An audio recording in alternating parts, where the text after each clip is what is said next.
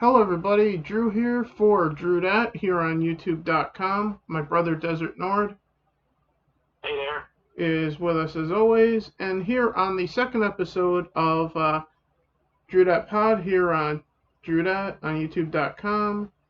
Don't forget to like, subscribe. We're going to talk about issues with religious statues, Christopher Nolan possibly being involved with Star Wars, the comparison between the Roman Empire and the current state of the United States of America, Cam Newton signs with the New England Patriots, how likely did the protesting increase the recent spike in cases of the beer bug, if you guys know what I'm talking about, Kathleen Kennedy's contract, according to my source that I have, which, by the way, I will tell you that when we get to this topic, who my source is, but Kennedy's contract to not be renewed when it expires in 2022, I think it is. Right? Yeah, I think so. Yeah.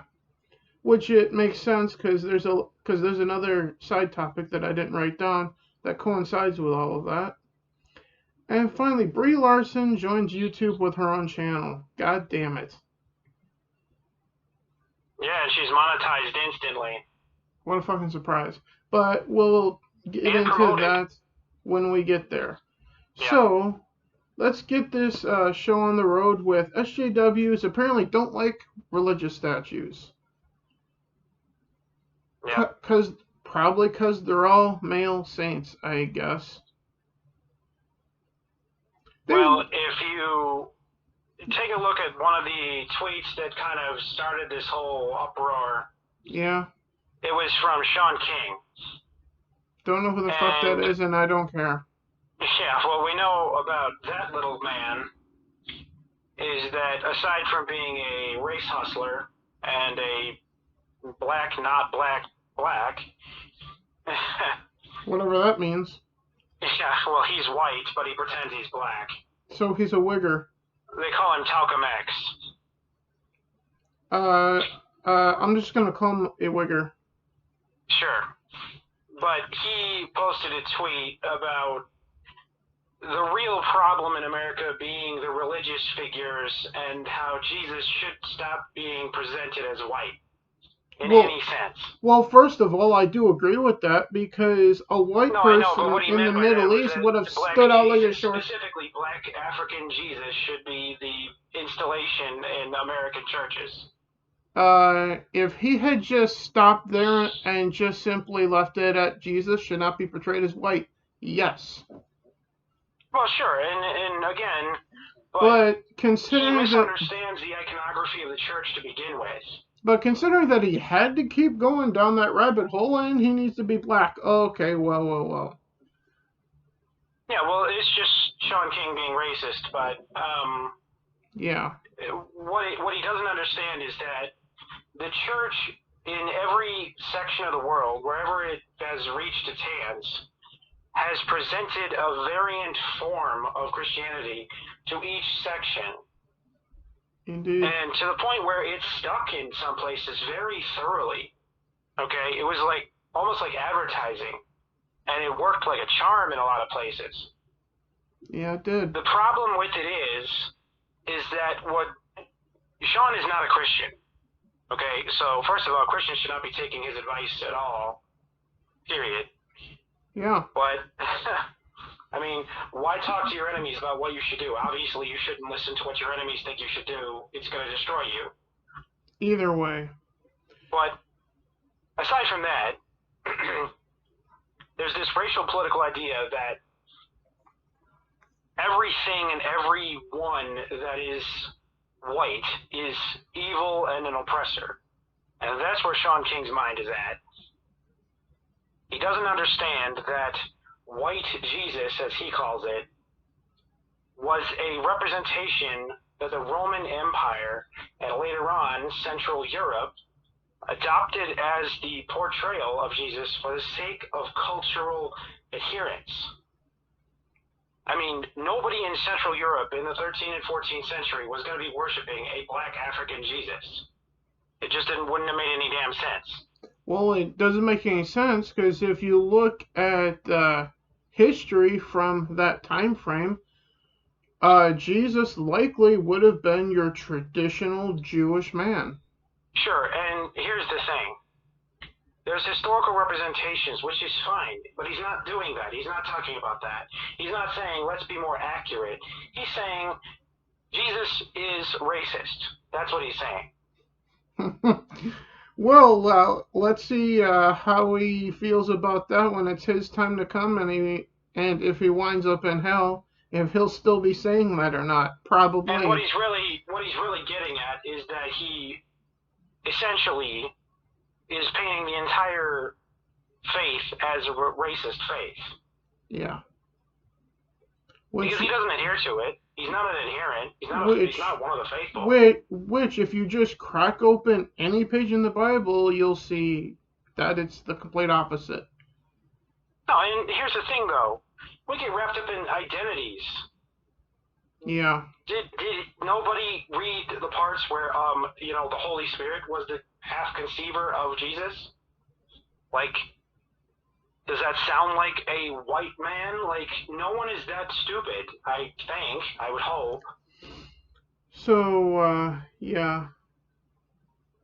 So, I mean, it's Sean seeing someone who he perceives as white in those depictions of Jesus and hating that depiction because it's what he thinks it is.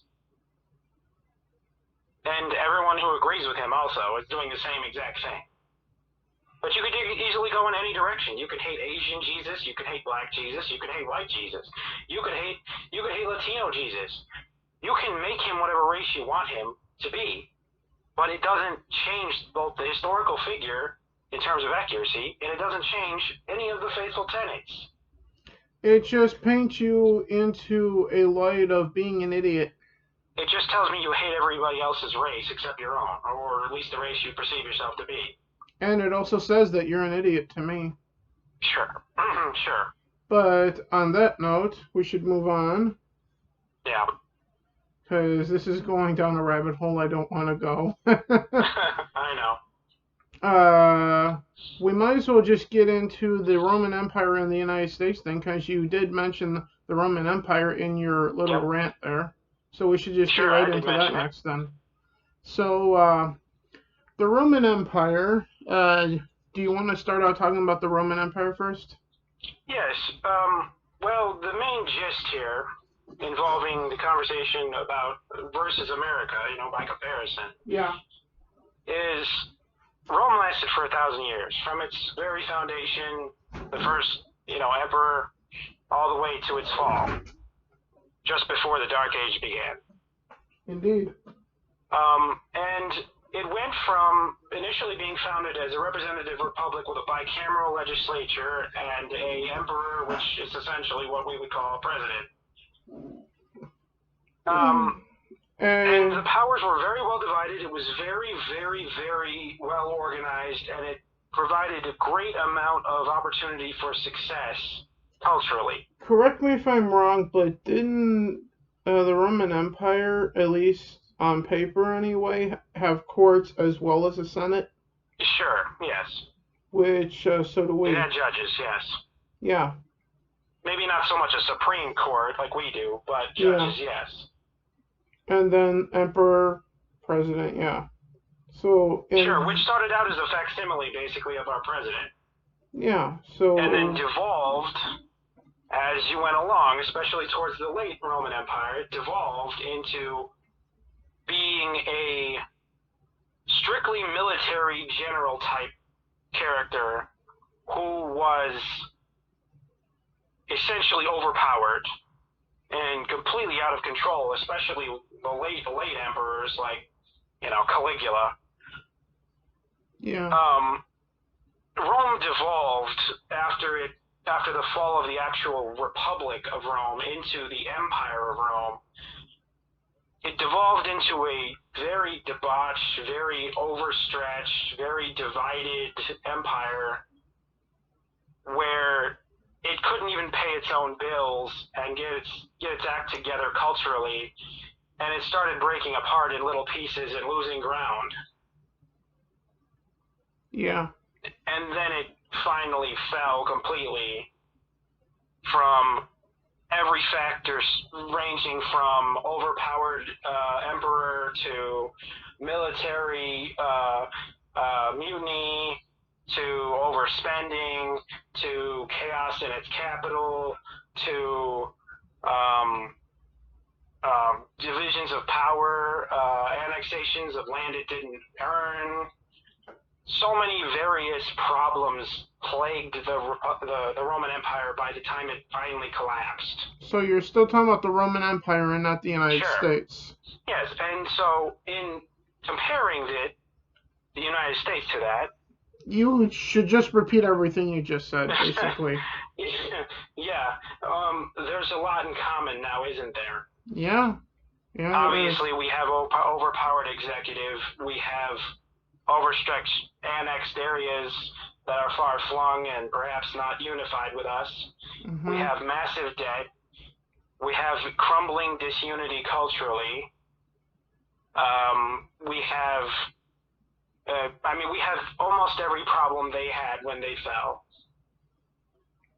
I suppose the only problem we don't have, per se, is we don't have far-flung political, how should we say this, political, well, at least we didn't until last month.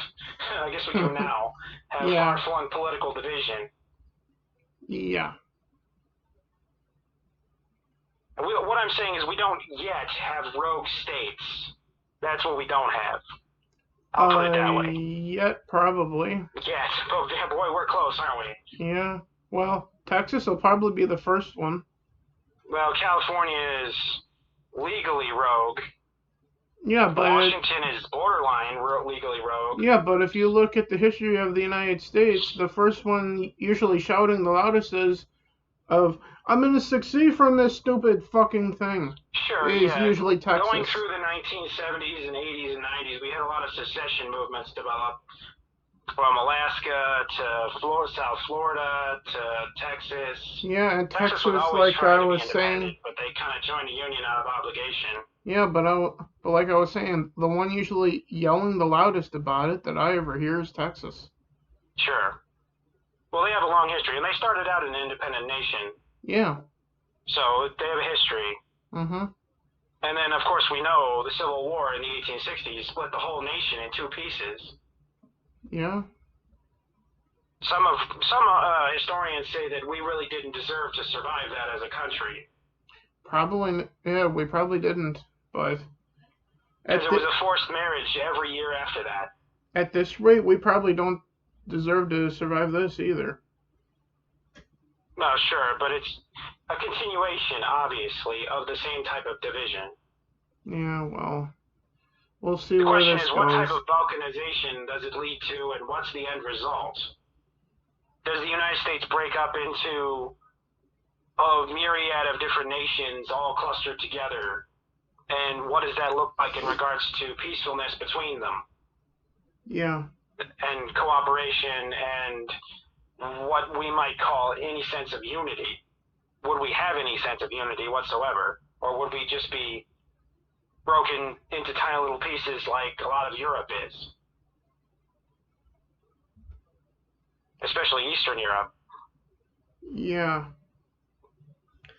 So, I would say that we would probably fall the same way the Romans did, and that is into a dark age and into pieces. How likely do you see that being in yours and mine lifetime? Well, we're going to witness we are witnessing the late stages of malaise moving into balkanization. Yeah, so... we're fully in the balkanization phase, for sure. Yeah, so the end is basically in sight, right? Well, it's really just a matter of political will. What's the political will going forward? What does everybody want to do? Obviously, there are states and cities within this country that no longer really be a part of the country. Yeah. In both directions, politically. And I feel like Minnesota, here where I live, is probably one of them at this point. Yeah, well, you could say that most states in the union currently have various problems with the federal keeping government. things the way they are. Yeah. Politically. Indeed. So. It's a very unhappy marriage at this point. I think now might be a good time to change the subject to something else here, because I think we said all that we can say about the Roman Empire compared to the United States at this point, sure, right? And we'll just say indefinitively it's similar. Very similar. Yeah. Almost uncanny at times. Yeah. So with that said, speaking of the United States and patriotism, Cam Newton signs a one-year contract, reportedly for $1 million with the New England Patriots. Yep. So we go from the Patriots, and anyone who knows me knows my history with the Patriots, being love-hate throughout my life. Yep. Mostly hate, despite the fact that I was born in New England. When Brady left, I was relatively happy because the Patriots didn't have a quarterback that whined like a little bitch. Yeah, so with Cam being signed, the question going forward is, can Cam fit in?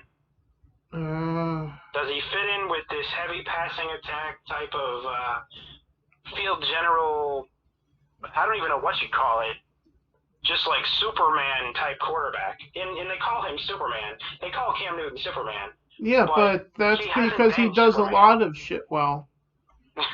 But the problem is with Cam Newton, he doesn't do one thing epically great like Brady did for the Patriots. Sure, and his only glory as a Panther was in a group setting where other guys were doing their job too. Yeah. Whereas Tom Brady carried the whole damn team for years with the Patriots. If you compare Brady with Cam Newton, it's like night and day, and there's no pun intended there. Yeah. You have your undisputed field general in Brady, and then you have your jack of all trades in Cam Newton.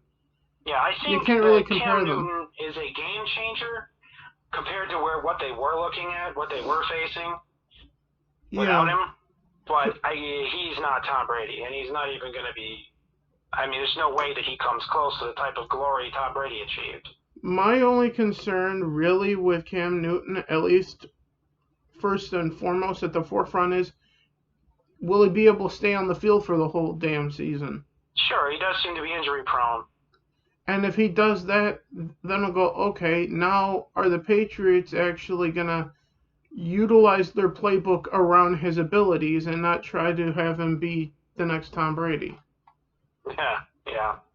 Because Pat McAfee seems to think that the Patriots are going to tailor their playbook around Cam's abilities, which would be the smart thing to do. Sure, they need to understand that Cam Newton needs supportive roles around him. Yeah. He can't just do it all himself like Tom Brady would. Yeah, so therefore the Patriots would need more option, handoff, run plays in their playbook for Cam to run. Yeah. For example, and then, like simplify the playbook maybe just a little bit so that Cam would have like one or two looks, and if they aren't there, just go. Yeah, and what I would say is that Cam Newton is a very valuable piece of a puzzle. But he's not, he's not gold-plated. He's not a problem solver instantly.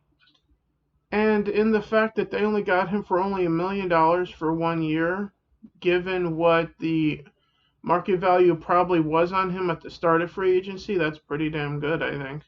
Sure, it's a deal for them, yeah. Yeah, and it makes Belichick, when it comes to signing players, look like a genius, because he is. Sure, and what it also forces Cam to do is it forces Cam to perform. Yeah. Because if Cam doesn't, he's out. Yeah, he's done. And then the Patriots are, I would hope, in the 2021 draft, go looking for their next Brady. Yeah, sure. Or maybe they'll just leave Cam on and then go looking for the next Brady so that he can build underneath Cam for a couple of years and then switch in.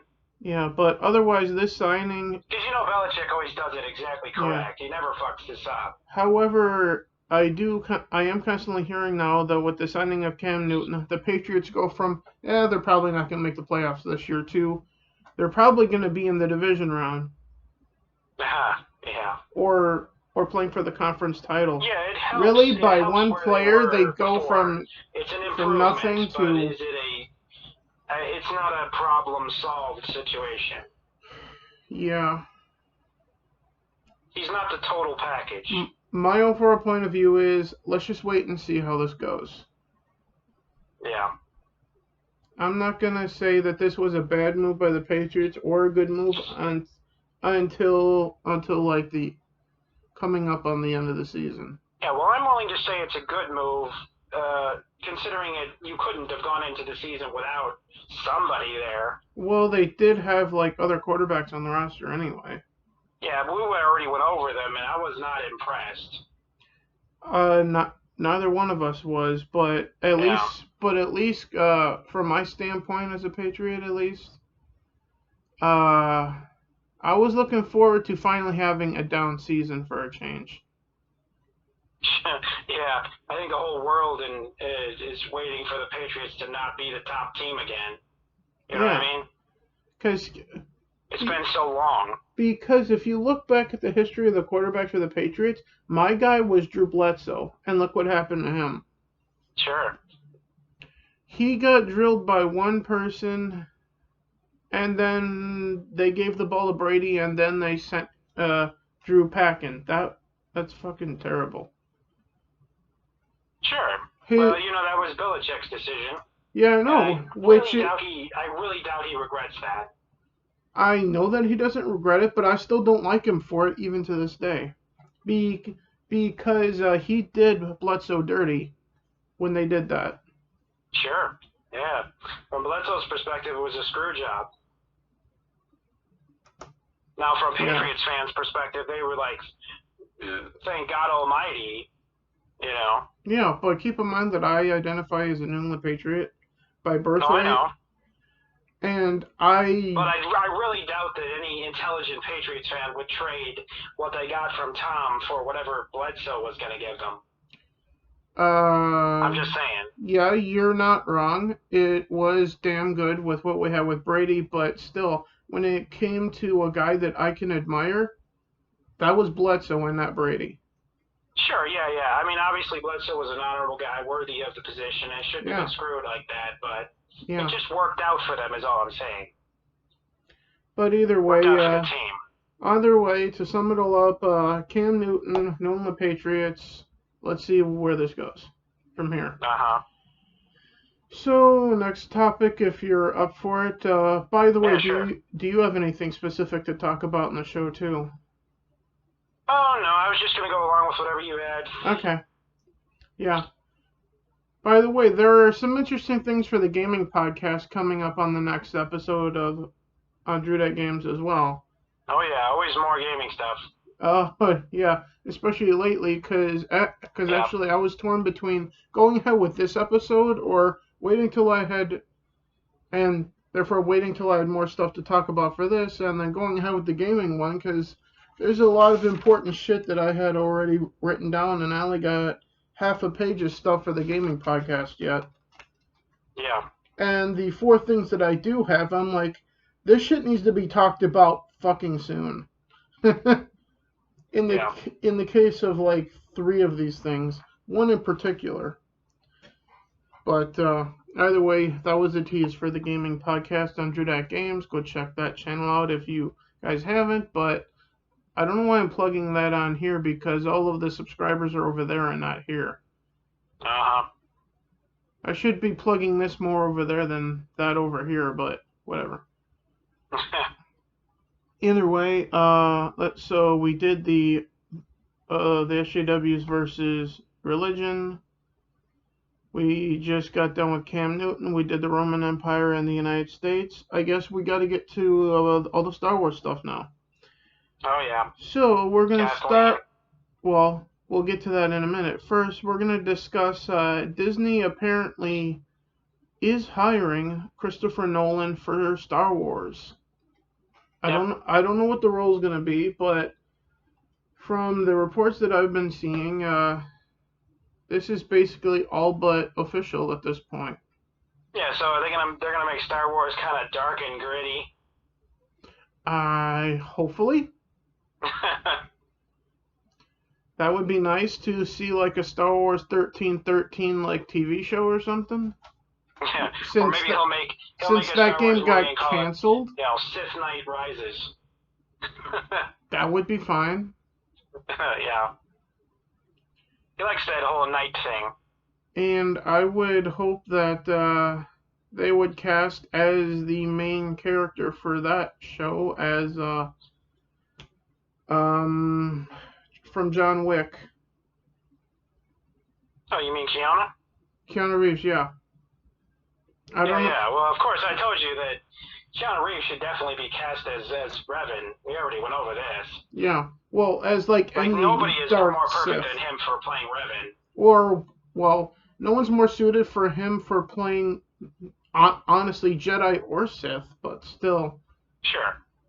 He But can pull Sith off, even though everybody knows he's a good character in a lot of movies.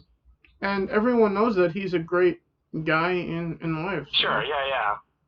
But either way, but I see this as a good thing for Disney to hire Christopher Nolan. You? Yeah, yeah. I mean, he could do some really, great work, especially if he decides to make it like, a Sith-centric Star Wars film or something. Which we don't know if that's the case, by the way. This is just us. No, I would just like. I This think is that would just be us kind of cool, speculating at this point, folks. Yeah. So with other Star Wars stuff, You know what I mean? Like he could make, like Chris Nolan could make a movie like, Star Wars Caravan or something. Yeah, I would totally be in for that. Sure, a lot of us would be. Well, and it would perfectly match his style too, because like I said, he makes really good dark, gritty movies. Well, I should say that anyone except for probably most of Disney. Yeah. And Kathleen Kennedy's camp. Speaking don't of let her which, anywhere near it. Speaking of the one who needs to go, from my source on YouTube that I watch quite a bit of lately, that being Doomcock. Yeah. He has reported from his sources that Kathleen Kennedy's contract will not be renewed when it expires. And furthermore, there's a rumor, and even he can't confirm it, but the rumor is that Kathleen Kennedy will attempt to start her own female-centric movie production company. Yes. Along with this.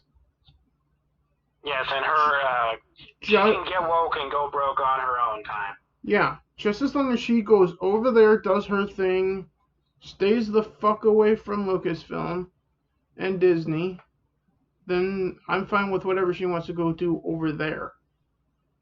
Uh-huh. Because I'm not going to go watch it. But yeah. Yeah, just leave our legacy alone, please. And then with that, you were asking me before we started filming if there was a rumored plan for after Kathleen Kennedy. Yes, apparently, and take all of this with a huge grain of salt because none of it's confirmed. It's all rumor and speculation, but it seems that the likely successor will be Jon Favreau. Yeah. And I'm totally on board with that. You? Oh, yeah. Yeah, no, I mean, the man clearly knows what he's doing.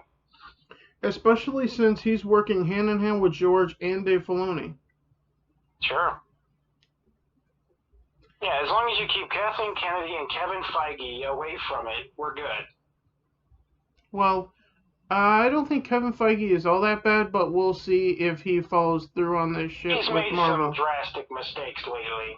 Yeah, but we'll see if they continue with that, though. Yeah. given the fact that he was also like one of the ones in charge of the tremendous success that Marvel has had so far. No, I know. But he's also allowed a lot of woke stuff to build in there too. Yeah. I But mean, that's their whole lineup going forward. yeah. So I mean, between WandaVision and the Eternals and Doctor Strange 2 is probably going to be pretty much woke. yeah. And then you're going to have another. Well, I do like that they're going to make what was it, Winter Soldier and Anthony Mackie's character film. That one looks good. That would be Falcon. Yeah, Falcon. Yeah, I was trying to remember it. Well, Falcon / Captain America at this point. Sure. Spoilers for Endgame, folks. Well, I mean, who hasn't been spoiled by about Endgame yet? That's a good question, but back to the Kathleen Kennedy Star Wars stuff, because there is one more thing that needs to be mentioned that did recently get announced by Disney. That well, obviously it makes sense that they canceled Star Wars Celebration for this year, right? Oh, sure, yeah. But they also officially announced that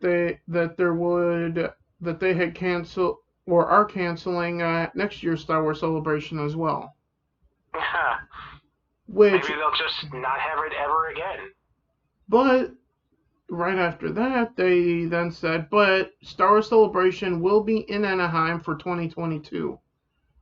Huh. Yeah, as of right now. Yeah. Because if you look at what's going on right now with the beer bug, 2020, no Star Next Celebration, absolutely. Makes total sense. Next year. Well, sure, yeah. I mean, if you're going to have, I mean, I guess it leads into our next topic, but yeah.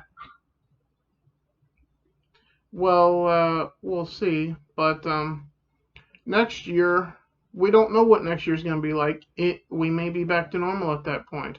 So why just rule out Star Wars Celebration for next year? And there's a little bit of unpopularity of them going forward that they notice. And why wait all the way till 2022? That's like almost 2 years from now for a Star Wars Celebration. Well, what else happens in 2022? Somebody's contract expires. Yeah, what a coincidence. So, the speculation amongst most Star Wars, people that call themselves Star Wars fans that do this stuff on YouTube like me, and like Jeremy from Geeks and Gamers and Doomcock and so on and so forth, are of the same mind as I am apparently, that there likely would have to then announce the new president of Lucasfilm at Celebration then in 2022. And if that's the case, I firmly believe that's going to be Feige. Not Feige, John. Favreau. Yeah. No, sure, and that would be great, because Favreau is a real fan. Mm-hmm. He is a respectable writer, and he is a damn good director. Yeah. And that's exactly who should be in charge of these films and these productions. If not George Lucas, but if not George himself. But also a side note, one of the Bobs at Disney, I believe it was Chapek, that actually, in an interview of some kind, was talking about Jon Favreau, and to me, he's a modern day George Lucas. That's high praise. That's really high praise. That is pretty high praise. So if Chapek sees him as the next George Lucas, and if he does wind up indeed succeeding, you know who, at Lucasfilm, that's probably going to be the closest that we'll ever get to George running Lucasfilm again, I think. You? Yeah, well, most of us would pretty much give anything to see them delete the sequel trilogy and do a separate trilogy in the deep past. And there's a lot of heavy rumors, and Doomcock even reported on this, that likely seems like it's actually starting to happen right now. That they are actually trying to put in a plan to declare the sequel trilogy. The sequel trilogy. That would be wonderful. And then, therefore, George actually writing with John an actual sequel trilogy. I would absolutely love to see that. In fact, well, I mean, if George himself can't stand the trilogy, well, what the hell is it doing being canon? I will make this promise to you, our subscribers and viewers here on the channel. If at any point Disney does declare the sequel trilogy, that being The Force Awakens, The Last Jedi, and The Rise of Skywalker, not canon, then here on the channel I will film a video, either being an opening to this podcast at some point, or just a random video on the channel of me taking my physical copy of the Force Awakens and throwing it into my garbage can. I make that promise here and now. Well, I will do it to symbolize they did it. Yeah. Because you know me, and I really enjoy symbolism here on the channel. Decanonization of that trilogy would give a full-blown vote of confidence from a lot of us. And speaking of no votes of confidence, the final topic of the show before we wrap this up and I actually get something to eat here. Yeah. And go back to working on modding Fallout 4 and whatnot like I was earlier. And trying to figure out the mod conflictions and whatnot on there. Speaking of conflictions, Brie Larson is now on YouTube with her own YouTube channel. And it immediately is canonized, or whatever the fuck it's called on YouTube. Monetized, yeah. I don't give a shit.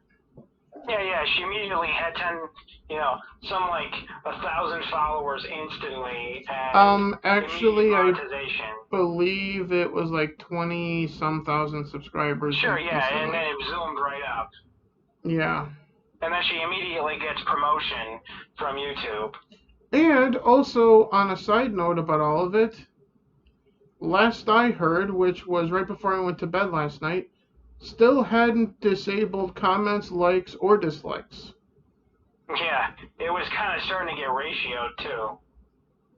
Yeah, so while I'm eating, before I get back to doing whatever I was doing before this, with Fallout 4 and the mods and whatnot, I'm actually gonna go look into a bunch of things involving this and this, that, and the other thing, and potentially see if there's anything else that I can write down for the gaming podcast next week.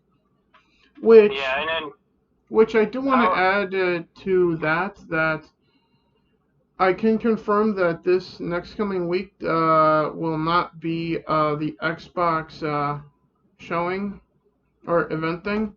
That is actually supposed to be like on the 26th or something. Sure, yeah, that's what I was saying. Like, it's gonna be the highlight of July, but it's not gonna be the beginning. Which means that we will be holding off on our pre-show prediction episode of the gaming podcast over on Drew Dat Games till like a little bit before that, maybe like a week before the event. Yeah, at least I'm hoping it's gonna be the highlight of July. Hopefully they won't disappoint me. And there are rumors about the PS5 at this point too, and price of games that we will cover on the podcast too. But sure. Yeah, Brie Larson on YouTube. Yeah, her first video is like 20 some odd minutes long now. Or that's what the length is. And it's like nothing but like YouTubers and shills stroking her ego. Yeah, and from what I've been hearing from other YouTubers like Clownfish TV that I watch, and among others, she has been collabing with other YouTubers, but YouTubers that nobody fucking knows. Sure. And when I say Yeah. nobody, I mean nobody. I would rather be shot than watch a 24 or 25-minute video about how great Brie Larson is. And add to the fact that she wants to be in Star Wars on top of it. Oh, yeah, of course, sure. She wants to ruin that, too. And you know that Kathleen Kennedy wants her in Star Wars, but how likely is it that the one show that what's her name is working for Kathleen Kennedy going to be doing? Yeah, well, her and Kathleen can go off together and make all their, she-male power fucking videos. Yeah, because here's the thing Movies. about that show or movie or whatever the hell they're supposed to be working on. Any reports I've been hearing is saying that ought to be coming out in 2023 after Kennedy's gone, supposedly. Yeah. We'll see if that thing actually gets made then.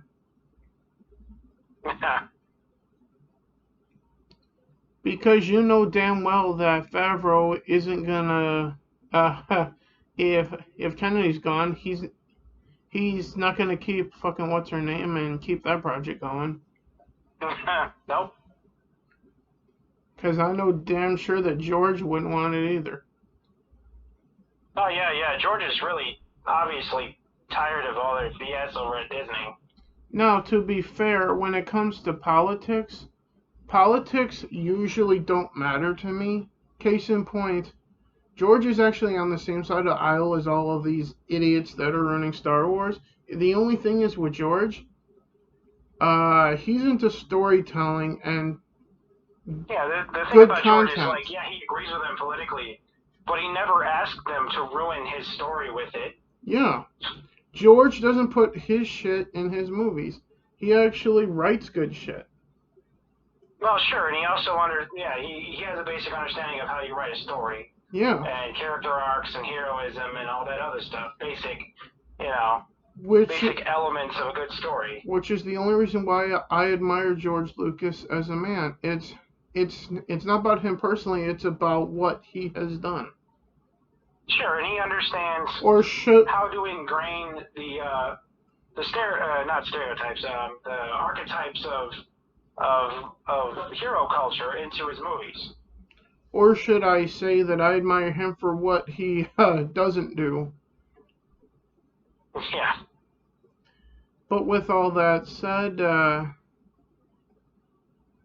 had also said we were going to discuss the whole virus spike thing. Oh, shit, yeah, I forgot about that. Yeah. Because I had that written down here too, didn't I? I completely passed over that. So, yeah. If everyone remembers the riots and the protesting and whatnot, yeah, which hasn't even ceased. Yeah, the mainstream media was quick to tell you all about all of that, and even to a point when a trucker got pulled out of his truck and beat by some rioters or something or another, some stupid idiot on the news was like, and some of the protesters went up to a truck driver and to his truck and checked to see if he was okay. That's checking to see if you're okay? Yeah, the gist of the problem here is that since about late February, the news media had been cheerleading the government to lock literally everything down and everyone inside their homes, having ad campaigns and slogans and cutesy little, ad council ads to get you to stay home, stay safe, and bend the curve. And then late May came along, and suddenly it became totally necessary in their eyes, and by their words, to go out in the streets and get together and protest this horrible, horrible police problem. Throughout this... And that hasn't calmed down in regards to protests that much. But the virus has gone roaring right back to the news and roaring up in terms of numbers of cases, and they're doing everything they can to pretend they didn't cheerlead the protests, or that they did cheerlead the protests, but the protests somehow had nothing to do with the spike. During the protest, that's all they were talking about, the coronavirus, the beer bug. You can call it coronavirus, bro. Yes, I know, but you know what, YouTube? Fuck you. Or you could just call coronavirus. it COVID. Fuck off. Yeah. So throughout the coronavirus, before the protest and before the thing in Minneapolis with the cops that happened with killing what's his face, Floyd. Yeah. All the news was talking about was it's a pandemic with the coronavirus, right? Yes, and stay home, stay safe, and guilt tripping everybody into being super duper duper cautious about spreading it. And then the protests and everything happened. No one needed to be 6 feet apart. The mainstream media was talking about that. The coronavirus didn't exist anymore. And now that the cases are spiking, that's all they're talking about, and they're not talking about Black Lives Matter or anything like that anymore. Oh yeah, well, because it went completely sideways. But now they they're comment watching that a spike in cases, going, how do we explain this without blaming ourselves? oh, the coronavirus is still a thing, isn't it? Yeah. Well, yeah. But here's the thing. Yeah. If all of the numbers are accurate for the dead and everything, and with the cases, which I highly doubt at this point. Oh yeah, and you're absolutely right. The numbers are inflated like hell. Yeah, the more you look, the more dubious it becomes in terms of accuracy. And in speaking of accuracy, throughout all of this pandemic, as I use my fingers with quotes that you couldn't see, bro. Yeah. I've been looking into a lot of historical events and whatnot. Yeah. And one thing leaps out to me that I recently watched a lot of documentaries on. The Black Plague. Oh sure. Yeah. And in looking into that, how did they try to stop the spread of it? They locked the ill in with healthy people. Sure, yeah. And you're talking about herd immunity. Yeah. Yeah, but it only magnified and made it worse. Well, sure, because then the healthy would get it. Yeah. So And in the case of Black Plague, it was far more lethal, and I mean very far more lethal. So fast forward to the modern day with the coronavirus business. Yeah. What was the United States answer to it? Lock everyone in their house. Yeah. Have you learned fucking nothing from Europe? Well, there's two things I will say about that, bro. One is that the virality is roughly the same, or roughly similar to the Black Plague in medieval Europe. Yeah. But the lethality is far lower. It's about the same as the flu. It's a little bit more elevated than the flu, but not a whole lot more elevated. But there's not much more of a risk to it, though. More elevated than the flu. Yeah. The flu kills people, so does this thing. And it still has yet to beat the ratio of H1N1, which was in 2009 to 2011. Yeah, which that wasn't labeled a pandemic and shit didn't Yeah, close. we didn't destroy the economy and lock down for a year just because of H1N1 either. But I was only commenting on the fact that the United States learns nothing from history. Sure. Well, we also, you're talking about medieval history, basically, and very few people even know what that word even means, let alone any of the details. That's because our country is filled with idiots. That would be a correct conclusion. Mm-hmm. And it starts at the top with the president, and it goes all the way to the bottom with the lowest form of life form here on our soil. Probably amoeba or something, I don't know. To the core of the issue here, the likelihood that the protesting had nothing to do whatsoever with this spike we're seeing in cases is, to believe that is beyond reason stupid. It's as stupid as locking ill people in with healthy people and thinking that everything's going to be fine. Well, sure, and it's also stupid to call what we've been through a quarantine. It's not a quarantine. It never was. A quarantine is isolation and insulation of all cases. If it's not a quarantine, it's not a quarantine. It can't be kind of a quarantine or a slight quarantine. It's either is one or it is not one.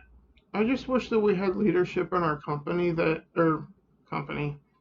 our country, that actually saw the coronavirus for what it actually is. Not a pandemic, not like the Black Plague. This is just life as it is on fucking planet Earth, people. It's a SARS variety virus, and it is a novel virus, and it is in some cases, not very fun to get, and it's lethal in about 0.2% of cases. But and really only the vulnerable among us have anything to worry about from it. Yeah. But even then, I do have to ask this question to you, those that represent us in our government. Was it worth destroying the United States over believing that this was as bad as the Black Plague? My answer to you is no. Sure, my biggest problem with the whole thing is that it's been about 110 days since they told us that 2 weeks of quarantine could get this to be taken care of. That was 110 days ago. Yeah, which means that all they keep proving by keeping this narrative fucking going is that they're fucking lying to everybody. Sure, and they're also destroying businesses, they're destroying lives, and they're also making themselves out to be incredible hypocrites by supporting protests, but banning church gatherings. And also wildly incompetent at their fucking jobs, too. Sure. Yeah, they really don't, over at the CDC, they don't know how to make up their mind one way or the other, whether they're coming or going. Yeah, which I already believe that they were wildly incompetent at their jobs even before all of this. They've only proven it. Yeah, well, I mean, if their job is disease control, they really blew their, what would you call it? Screw the pooch on this one. And if another job description is to make sure that the country doesn't dissolve into chaos and the economy doesn't end up in ruin, well, they failed on all fucking fronts. Sure. So, with that said, you think we should get into the closing segment of the show now? Oh yeah, I think we've gone over pretty much everything we had. Yeah, so with that said, what have you been watching? And I keep forgetting to do this at the top of the show. Oh yeah, well, like I said off camera, I was watching it was about 5 hours long, I think it was yesterday, of Heel vs. Babyface talking to Critical Drinker about The Last of Us 2 and a whole bunch of everything else. Yeah, I think we'll have something about The Last of Us 2 in the gaming podcast at some point this next upcoming week. Yeah. And, yeah, I've been watching on and off, like, history documentaries as well as, just anything that comes up from, like, Nerdrotic, Geeks and Gamers, Heel vs. Babyface, Doomcock, yeah, I've been writing more if he has articles anything. on Sibs for my MeWe page. Yeah. Yep. Hopefully the season 2 of The Witcher on Netflix comes out sometime soon. Sure.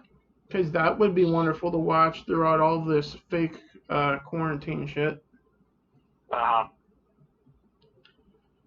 In either way, and that does bring up one thing that I do want to mention. If at any point our federal government starts fining people for not wearing a fucking mask, go fuck yourself. Sure, they still haven't proved the complete usefulness of the mask in the first place. No, they haven't.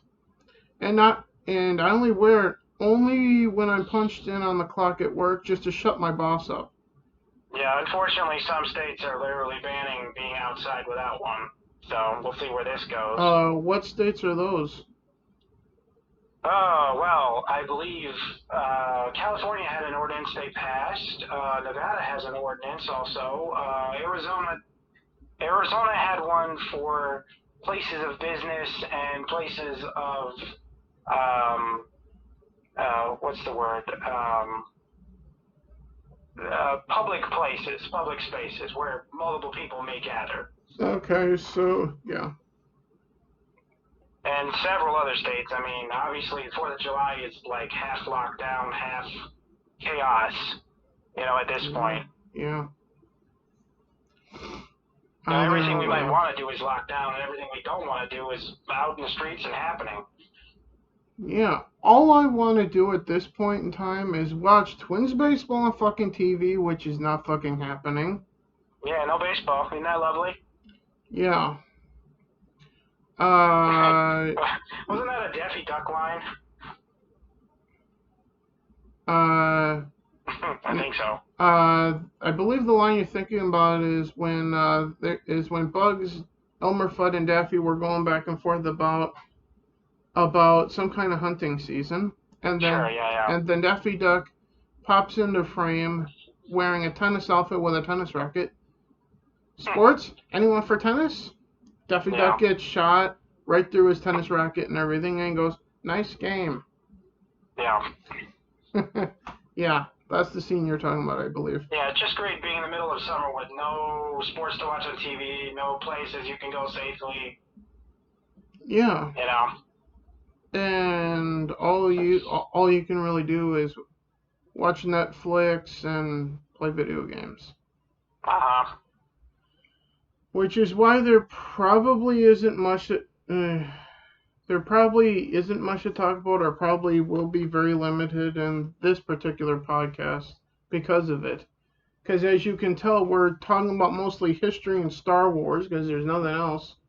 Well, there's there's always events to talk about. I mean, they broke up the Chaz Chop out in Seattle the other day. Whatever. Yeah, I know, whatever, right? Not that you wanted to get political, I'm just saying.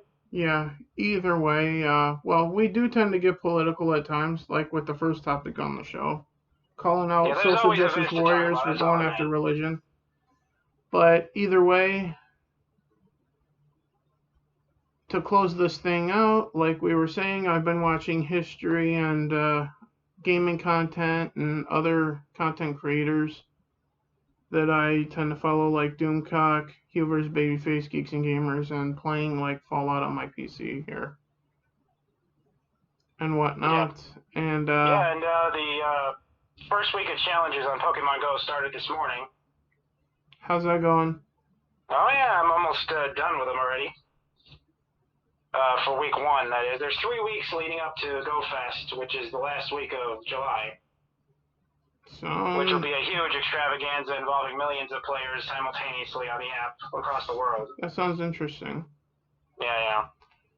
So with that said, don't forget to, if you enjoy this, drop a like down below, comment your thoughts on anything that we had discussed on this particular episode of the podcast. Don't forget to follow the other channel, Drew Games. You can follow me on Twitter, which is a fucking joke, as well as Parler. On Twitter, I'm Dat Drew. On Parler, I'm Drew Games. You can follow me on Twitch for the live gameplay of stuff I play on Xbox, and on the gaming channel, Drew Games, you'll find my PlayStation stuff. You can follow Desertnord on Twitter for the time being, probably, as himself, yep. Rob Nyers. Yep. Anything else you want to plug before we get this done? I'm Desertnord on Twitch, and I am myself on MeWe, and MeWe's where I do a lot of my, stuff right now. Go check out MeWe. What's the name on MeWe? Is it just your actual name? Rob Nyers, yeah. Okay. It's Rob Nyers on MeWe, so go check that out. I encourage you guys to do that. I'm Drew, he's Desertnord, and we will see you next week on the other channel, Drew Games, for some gaming content. We'll see you guys then. And with that said, Solo lost money, Raylos are weird, Kathleen Kennedy is nearly gone, thankfully, and may the Force be with you always.